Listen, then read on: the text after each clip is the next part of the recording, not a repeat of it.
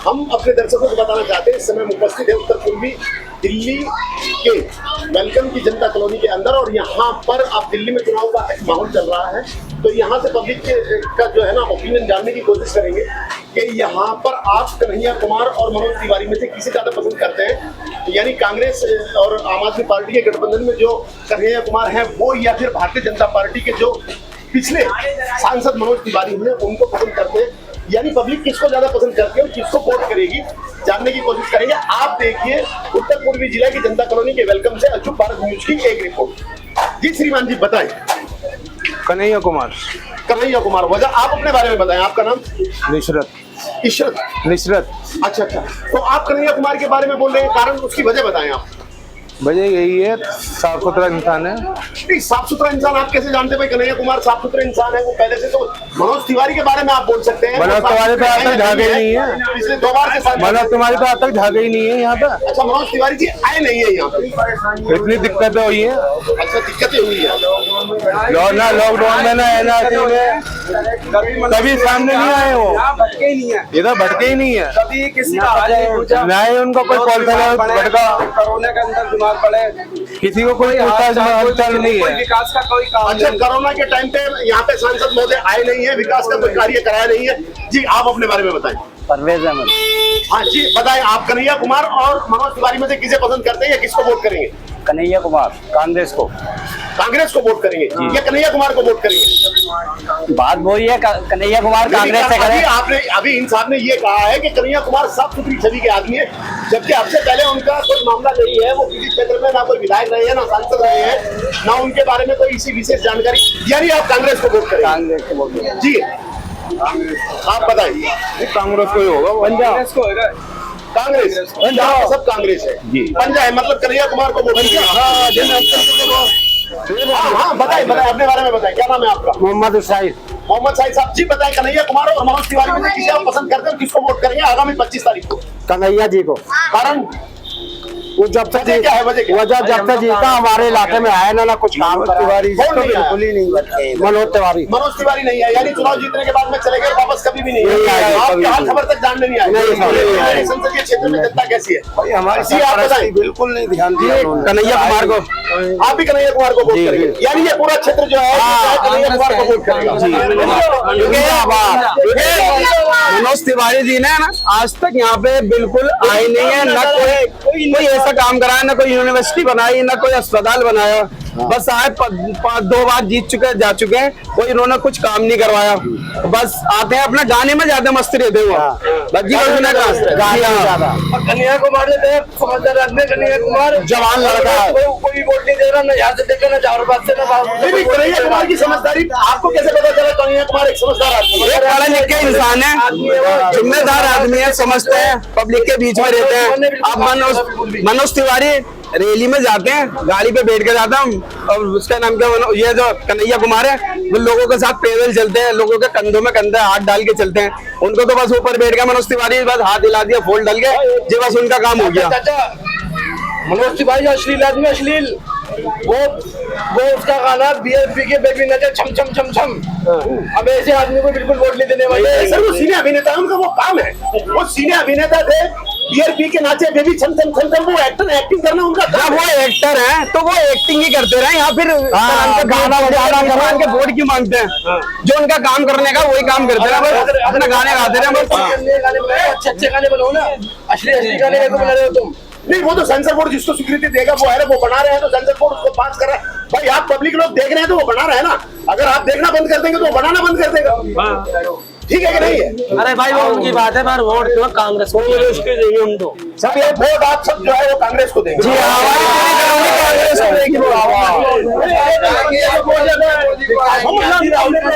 मनोज तिवारी सात सीट दिल्ली में आएगी कांग्रेस की। कन्हैया कुमार जिंदाबाद,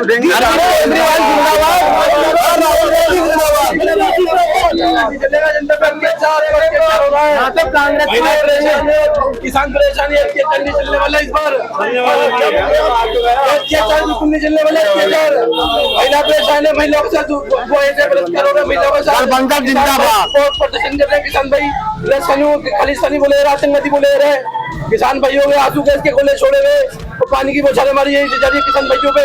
अत्याचार बिल्कुल नहीं चलने वाले। इस बार जो 400 पार का उन्होंने वादा करा, 400 पार आ रही नहीं, उनकी 400 सीटें जा रही है। 400 पार का मतलब है जैसे तेल 400 पार, दाल 400 पार, आटा 400 पार, चीनी 400 पार, ये नारा उन्होंने पहले लगा दिया। 400 पार का है भारतीय जनता पार्टी का जो 400 पार का नारा है वो महंगाई 400 पार, महंगाई 400 पार है, सीटें 400 पार जी, वो महंगाई 400 पार है। हमें ये कहते रहूं, मेरी बात सुन लो, ना दाम है ना दाम है, कोई बेगम दाम नहीं है, पूरी माड़ी दाम नहीं है, आधा पंजा, नबीता पंजा, अलीता पंजा।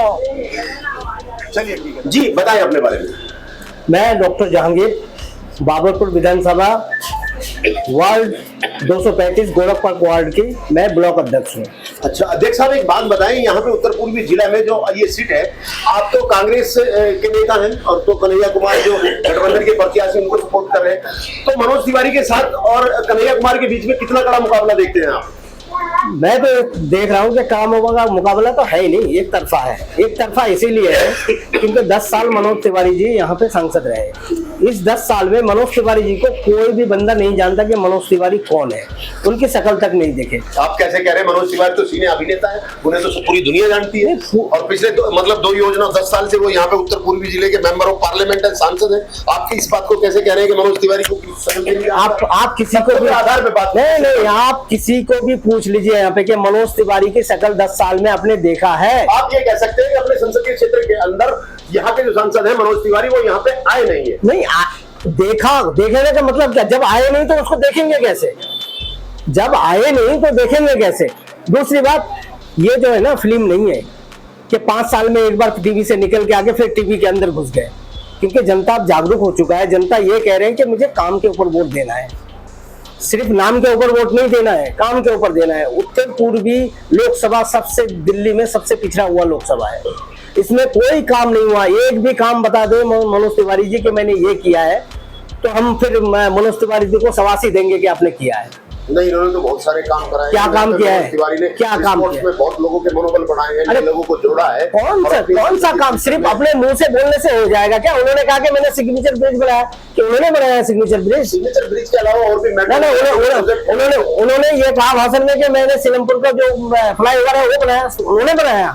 किसको बेवकूफ बना रहे? नहीं, सीलमपुर के फ्लाईओवर से मुराद उनका ये है कि भाई केंद्र में जो सत्ताधारी पार्टी है वो भारतीय जनता पार्टी, उसके वो सांसद है, तो उसके द्वारा किए गए विकास कार्यों का श्रेय तो उसके द्वारा कहा गया, ये पीडब्ल्यूडी द्वारा किया गया है। पीडब्ल्यूडी किसका है? पीडब्ल्यूडी भी तो भारत सरकार की, भारत सरकार ने, दिल्ली सरकार के अंदर में पीडब्ल्यूडी आता है। भारत सरकार के अंदर जो सेंट्रल गवर्नमेंट है वो पीडब्ल्यूडी जो है वो मंत्री अलग है, लेकिन दिल्ली में जितना फ्लाईओवर बन रहे हैं ये पीडब्ल्यूडी दिल्ली सरकार के अंडर में, दिल्ली सरकार के अंदर में ही ये बने हैं। तो भी श्रीमान जी आम आदमी पार्टी को उसका श्रेय जाता है। अच्छा, आप कांग्रेस के साथ उनका गठबंधन है तो आप भी उसका श्रेय लेना चाहते हैं, चलिए ठीक है। तो अभी आपने इस बात ये कहा था कि आप देखते हैं या आप कहते हैं कि कन्हैया कुमार और मनोज तिवारी के बीच में, यानी मनोज तिवारी आपके सामने कहीं दिखता ही नहीं है, नहीं दिखता है, नहीं दिखता। मतलब पिछले 2 बार से जो सांसद है यहाँ पे वो कन्हैया कुमार जो बिल्कुल न्यू कमर है और वो यहाँ पर आए हैं, तो वो मतलब स्टार्ट में आते के साथ ही जिनका कोई पॉलिटिकल बैकग्राउंड ही नहीं है अब तक, ठीक है, उन्होंने वहाँ पे जेएनयू के अंदर थोड़ा ये नेतागिरी की है छात्र उसमें जीवन में,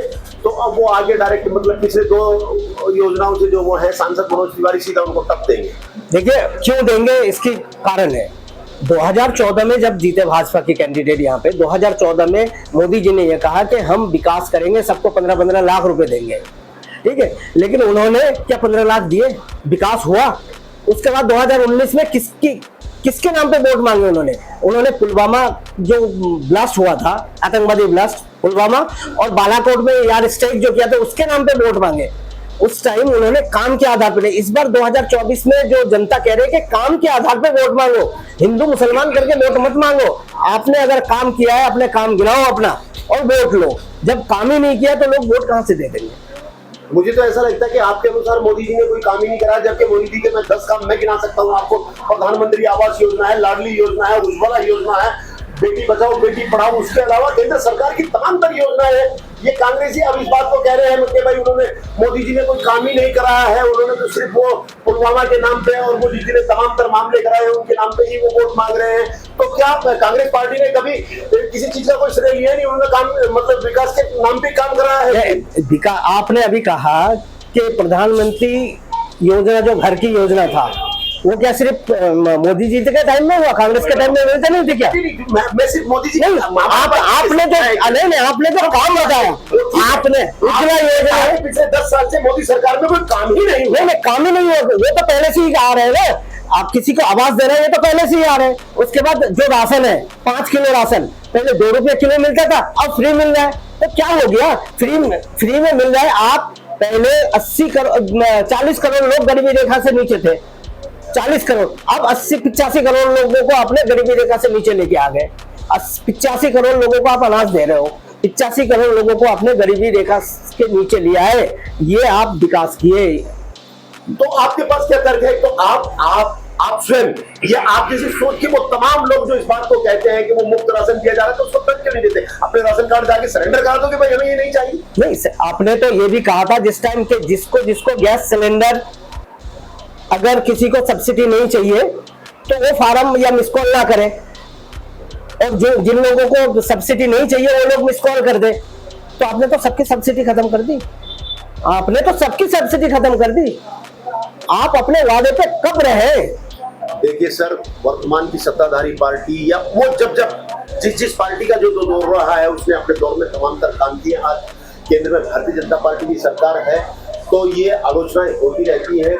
आप आज वो हैं, कल नहीं रहेंगे, कल आप थे आज नहीं है।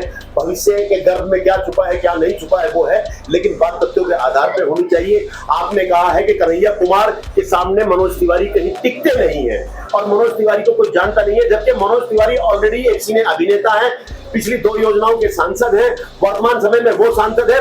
भारतीय जनता पार्टी ने तीसरी बार मनोज तिवारी के ऊपर दांव खेला है, तो मनोज तिवारी के अंदर कोई तो क्वालिटी होगी ना सर। ये क्वालिटी यह है कि इस जो क्षेत्र है यहाँ पे पूर्वांचल की 24% वोट है। अगर मनोज तिवारी, आप मुद्दे पे सर, मनोज तिवारी पूर्वांचलीय है, अगर यहाँ पे मनोज तिवारी को अपने अगर सीट नहीं देते भाजपा से, किसी गैर राज्य के लोगों को अगर किसी को देते तो पूर्वांचलीय वोट नहीं डालते। इसीलिए कांग्रेस ने लोहे से लोहे को काटा है, इन्होंने पूर्वांचलीय को उठा के इनके सामने खड़ा किया है।